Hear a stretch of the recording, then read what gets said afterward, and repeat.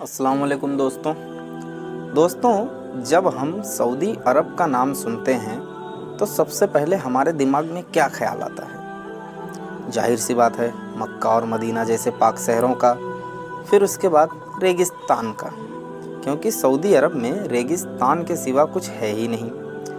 लेकिन दोस्तों, चौंकाने वाली बात तो ये है कि सऊदी ऐसा कुछ सालों से या दशकों से नहीं बल्कि हज़ारों सालों से ही ऐसा ही है। यानी कि हर जगह चटीले पहाड़ और रेगिस्तान ही रेगिस्तान है। मगर दोस्तों, पिछले कुछ दिनों से कुछ फ़ोटो सोशल मीडिया पे आ रहे हैं जो सिर्फ हैरान ही नहीं बल्कि डरा देने वाले हैं।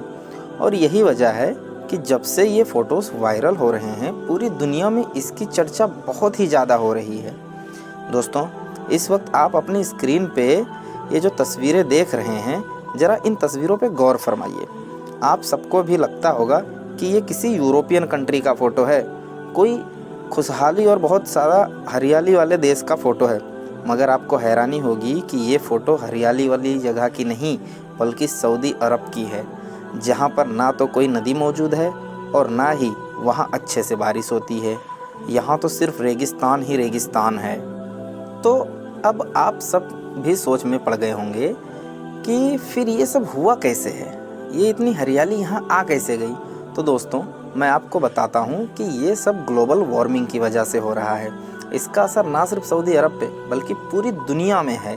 पिछले कुछ सालों में ये बताया जा रहा है कि कुछ ऐसी जगह जहाँ पर सिर्फ ठंड पड़ती है, वो जगहें जो बर्फ़ की वजह से जम जाती हैं, अब वहाँ गर्मी भरपूर पड़ रही है।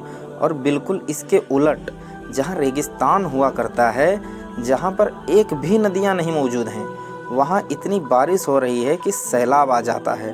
और सऊदी अरब में भी यही मामला है। लेकिन सऊदी में इस बार ऐसी बारिश हुई है जिससे सब लोग काफ़ी हैरान हो गए हैं। जब लोग रात में सोए तब वही हज़ारों साल पुराना रेगिस्तान था, पर जब सुबह उठे तब नज़ारा कुछ और ही था। हर तरफ हरियाली देखने को मिल गई, यहाँ तक कि ऊँट जो थे वो घास चर रहे हैं और जो चिड़ियाँ हैं वो खुशी खुशी आसमानों में उड़ रही हैं। यहाँ जो फ़ोटोज़ में दिख रहा है वो कई सारी जगहों का है और इसमें से जो काफ़ी जगह हैं वो मक्का शहर की हैं, क्योंकि इस फ़ोटो में जो पीछे टावर दिख रहा है वो मक्का का है। अब आप लोग सोचेंगे कि हैरानी तो हुई, पर इसमें डरने जैसा क्या है?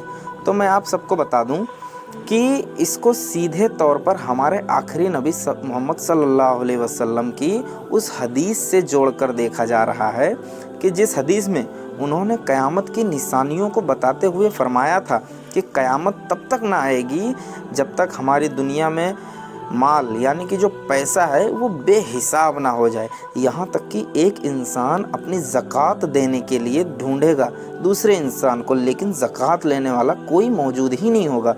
और ये कि अरब की ज़मीन पर जो बंजर रेगिस्तान है वो भी हरियाली और नदियों में बदल जाएगी।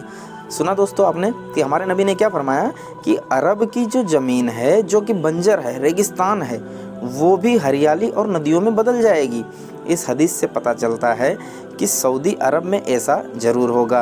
अब आप सोचिए कि जब हमारे नबी ने 1450 सालों पहले लोगों से ये बताया होगा कि सऊदी अरब में जो कि एक रेगिस्तान है वहाँ पर हरियाली होगी, तब उस वक्त के लोगों को कैसा महसूस हुआ होगा, उन लोगों के जहन में क्या आया होगा। और ये सब मौसम के बदलाव के साथ सच हो ही गया है, जो कि हम सब ने देख लिया है।